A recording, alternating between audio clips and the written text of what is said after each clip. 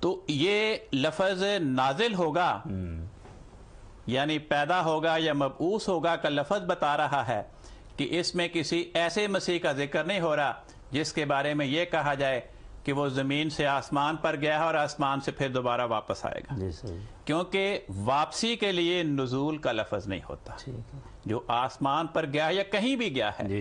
جس نے کہیں جا کر وہاں سے واپس آنا ہے، اس کے لیے عربی زبان میں رجوع کا لفظ استعمال ہوتا ہے، یا عود، عین واو دال، اس کا لفظ استعمال۔ وہ دونوں لفظ حدیث میں نہیں ہیں، بلکہ اگلا فقرہ یہ ہے، فرمایا جب تم میں ابن مریم نازل ہوگا یعنی پیدا ہوگا، مبعوث ہوگا، فَأَمَّكُمْ، وہی ابن مریم تمہاری رہنمائی کرے گا، تمہاری امامت کرے گا، منکم، اور وہ تم میں سے ہوگا، کسی اور امت میں سے نہیں ہوگا۔ یہ صحیح مسلم کی حدیث ہے جس میں یہ ساری تفصیل حضرت رسول پاک صلی اللہ علیہ وسلم نے ہمیں سمجھا دی کہ میں اس امت میں، میری امت پہ آنے والے خطرناک ترین زمانے میں جس مسیح نبی اللہ کے آنے کی پیشگوئی کر رہا ہوں، وہ اسرائیلی امت کا فرد نہیں ہوگا، وہ آسمان سے واپس نہیں آئے گا، وہ میری امت میں پیدا ہوگا، میری امت میں مبعوث ہوگا، اور تم میں سے ہوگا، کسی غیر امت کا فرد نہیں ہوگا۔ ایک حدیث کی کتاب ہے کنوز الحقائق فی حدیث خیر الخلائق، اس میں بھی جو حدیث بیان ہوئی اس کے الفاظ یہ ہیں کہ حضرت رسول پاک صلی اللہ علیہ وسلم نے فرمایا ابو بکرن افضل ہذہ الامت، ابو بکر اس امت کے افراد میں سے سب سے افضل ترین فرد ہے، الا ان یکون نبی، سوائے اس کے کہ آئندہ امت میں کوئی نبی پیدا ہو۔ اگر ہماری امت میں کسی نبی نے پیدا ہونا ہی نہیں تھا تو حضرت رسول پاک صلی اللہ علیہ وسلم الا ان یکون نبی کے الفاظ استعمال نہ فرماتے، پھر حدیث کے الفاظ صرف اتنے ہی ہوتے کہ ابو بکرن افضل ہذہ الامت، کہ ابو بکر اس امت کا افضل ترین فرد ہے۔ حضرت امام سیوطی رحمۃ اللہ علیہ نے ایک حدیث کا مجموعہ مرتب کیا، اس کا نام ہے الجامع الصغیر، اس میں بھی انہوں نے اسی مضمون سے ملتی جلتی اسی مضمون کی حدیث درج کی ہے، الفاظ اس سے ملتے جلتے ہیں، مضمون یہی ہے۔ اس کے الفاظ ہیں ابو بکرن خیر الناس الا ان یکون نبی، کہ ابو بکر سب لوگوں میں سے بہترین انسان ہے سوائے اس کے کہ آئندہ کوئی نبی پیدا ہو۔ تو حضرت رسول پاک صلی اللہ علیہ وسلم نے بھی ہمیں نبی کے پیدا ہونے کی بشارت دی، کیونکہ جو لوگ یہ کہتے ہیں کہ جی مسیح نبی اللہ کے آنے کی بشارت دی اور وہ تو پہلی امت کا فرد ہے جو آپ کی آمد سے 600 سال پہلے پیدا ہو چکا،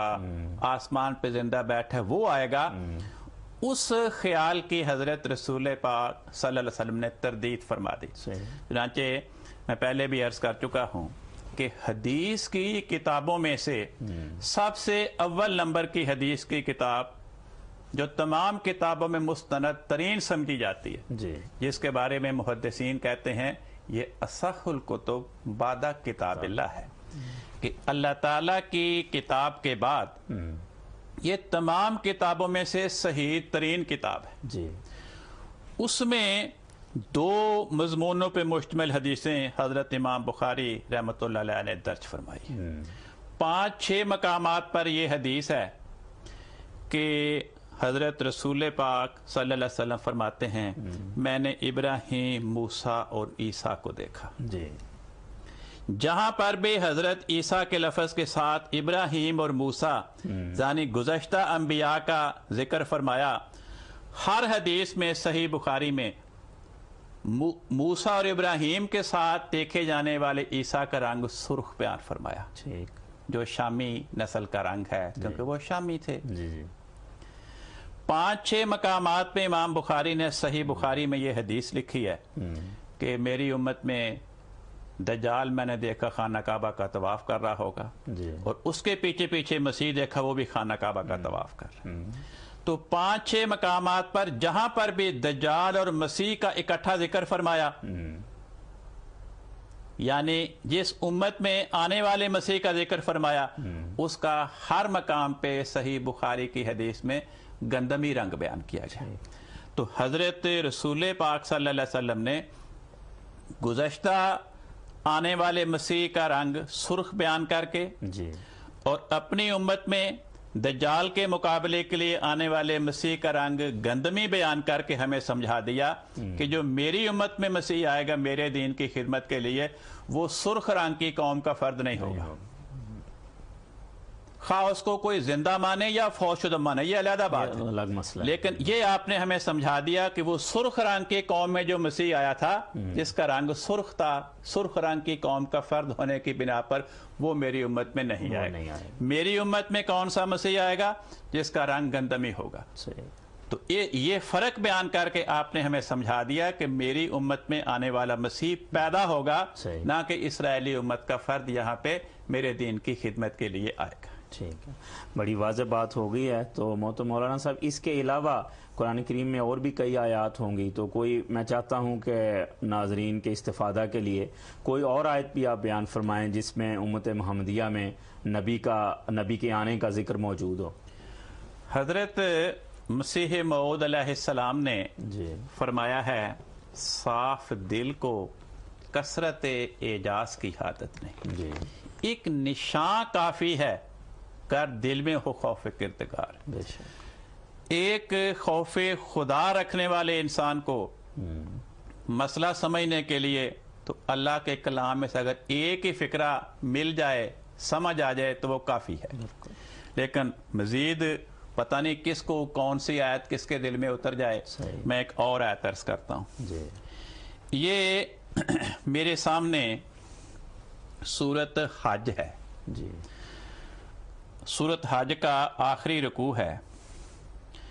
اس میں اللہ تعالی فرماتا ہے، اپنی صفات بیان کر رہا ہے جی کہ میری کیا صفات ہیں، میں کیا کیا کرتا ہوں. وہ کس کے بالمقابل؟ دوسرے شریکوں کے بالمقابل موازنہ فرماتا ہے